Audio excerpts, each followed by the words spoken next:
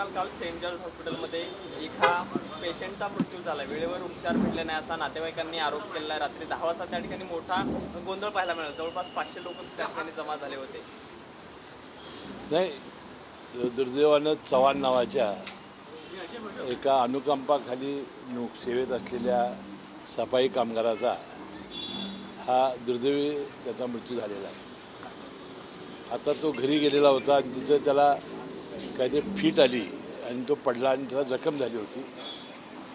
आता सगळ्या नातेवाईकांचं म्हणणं होतं की तिथं डॉक्टर्स नव्हते वगैरे, तर आम्ही तात्काळ समिती नेमली आणि हा ज्यांच्या मतदारसंघामध्ये हॉस्पिटल आहे ते आपले अध्यक्ष नार्वेकर साहेब तात्काळ पोचले आणि त्यांनी माझ्याशी संपर्क केला आणि तात्काळ दोघांच्यावर कारवाई केलेली आहे. संपूर्ण या सगळ्यामध्ये कर्मचाऱ्यांनी असं म्हटलंय की हे प्रकार पहिल्यांदाच नाही घडत, त्याच्या आधी सुद्धा घडलेले आहेत. हा आरोप फार मोठा आहे.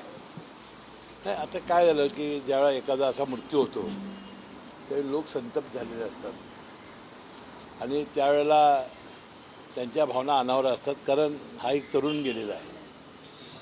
आता वास्तविक ज्या त्या वेळेला तक्रारी झाल्या असत्या तर आपण नक्की चौकशी केली असती, परंतु ह्या संदर्भामध्ये आपण आता चौकशी समिती नियुक्त केलेली आहे. आज दुपारी बैठक आहे आणि निश्चितपणे जे ह्याच्यामध्ये दोषी असतील त्यांच्यावर कारवाई आम्ही करू. सर, आपण जर बघितलं तर अनेक रुग्णालयं आहेत तिथे अशा प्रकारच्या घटना सातत्याने घडत आहेत. मग ठाणा असेल, मुंबई असेल, तर या संदर्भात आपण काय निर्णय घेणार? काय होतंय की ज्यावेळा अशा घटना घडतात त्यावेळा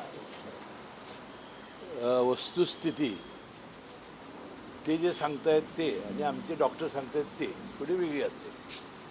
तरीसुद्धा ज्यावेळा आता चौकशी समिती नेमली जाईल त्याच वेळा सत्य समोर येईल असं मला वाटतं. सर, कोणत्या डॉक्टरांना तात्पुरतं निलंबन केलंय त्यांची नावं सांगू शकाल? माझ्याकडे आता नावं नाहीत, परंतु 2 डॉक्टर्स आहेत. ते काल नार्वेकर साहेबांनी एक गोकुळ म्हणून कोणतं नाव आहे आणि एक डॉक्टर नबिला काहीतरी, अशा 2 नावं आहेत. आजपासून अजित पवार जनसन्मान यात्रा चालू करतायत. कशा पद्धतीनं यात्रा असणार आहे, काय मुद्दे घेऊन तुम्ही लोकांसमोर जाणार आहात? आता आम्ही मुद्दे घेऊन जाणार आहोत की महायुती शासनाने केलेलं आम्ही सत्तेत सामील झाल्यानंतर आणि 2 वर्षाच्या महायुतीच्या शासनाने जे लोकोपयोगी कामं केलेली आहेत आणि विशेषतः विकासासाठी प्रचंड काम जे केलेलं आहे ते मुद्दे घेऊन जाणार आहोत. आणि जे महत्त्वाचे घटक आहेत राज्यातले, मग शेतकरी असेल, महिला असतील किंवा दिव्यांग लोक असतील, या सगळ्यांच्यासाठी ज्या योजना आम्ही आखलेल्या आहेत त्याची माहिती देणे आणि लोकांची जनजागृती करण्याचं काम आम्ही करणार आहोत. एकीकडे तुमची जनसन्मान यात्रा सुरू होते तर दुसरीकडे दिल्लीमध्ये महाविकास आघाडीच्या नेत्यांची बैठक चालू आहे. मुख्यमंत्री पदाचा चेहरा ठरवण्याबाबत चर्चा ज्या आहेत ह्या उद्धव ठाकरे असतील, राहुल गांधी असतील, त्यांच्यासोबत होताना पाहायला मिळतात. कसं बघताय तुम्ही यात? नाही, आता हे बघा, निवडणुका म्हटल्यानंतर सगळ्याच पक्ष हे आपापली तयारी करणार, आपापले त्यांचे उमेदवार, त्यांच्या आघाड्या, त्यांची उमेदवारी निश्चिती, जागा वाटप हे सगळं होणार. हे अपरिहार्य आहे. आता निवडणुका राहिल्याच किती दिवसावर, त्यामुळे हे करत राहणार. आम्ही करत राहू, ते करत राहू. शरदचंद्र पवारांची सुद्धा उद्या शिवस्वराज्य यात्रा जुन्नर येथून सुरुवात होत आहे. कसं बघता, इकडे अजितदादांची यात्रा, दुसरीकडे पवार साहेबांची? आता सगळेच पक्ष करतील ना. आता भारतीय जनता पक्ष काढेल, शिवसेना काढेल, हा सगळेच काढणार ना.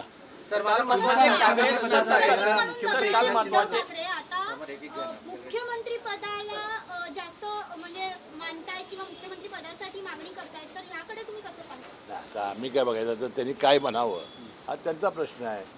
आणि महाविकास आघाडी बघा, कुठेही मी सांगू तुम्हाला, जास्तीत जास्त जागा कोणाच्या येतील त्याचा मुख्यमंत्री होईल, किती असलं तरी. सर, माझा प्रश्न असा आहे, महायुतीचा हाच फॉर्म्युला असेल? सगळीकडेच फॉर्म्युला हाच असेल. सर, प्रश्न माझा असा आहे की ज्या पद्धतीने आपण जर बघितलं असेल तर अजित पवारांनी काल एक मोठं विधान केलेलं आहे.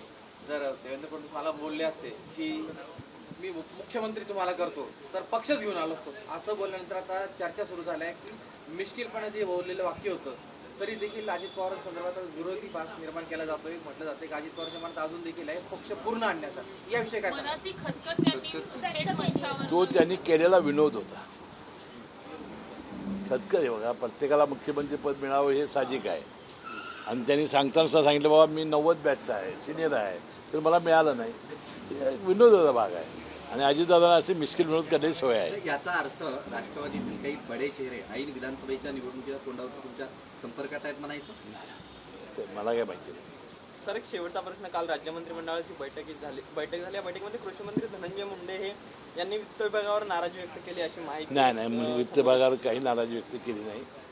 त्यांनी आपल्या भावना व्यक्त केल्या, परंतु तो त्यांचा प्रस्ताव जो होता तो वित्त विभागाकडून तपासून आला नव्हता.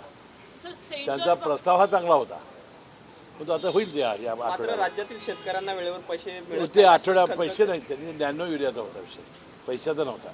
सर, सेंट जॉर्ज मधली जी चौकशी समिती नेमली आहे ती समिती नेमकी कोणाची असणार आहे, त्यात कोण कोण असणार आहे, कशा पद्धतीने या ती समितीचं दुपारी मिटिंग झाली की आम्ही जाहीर करू.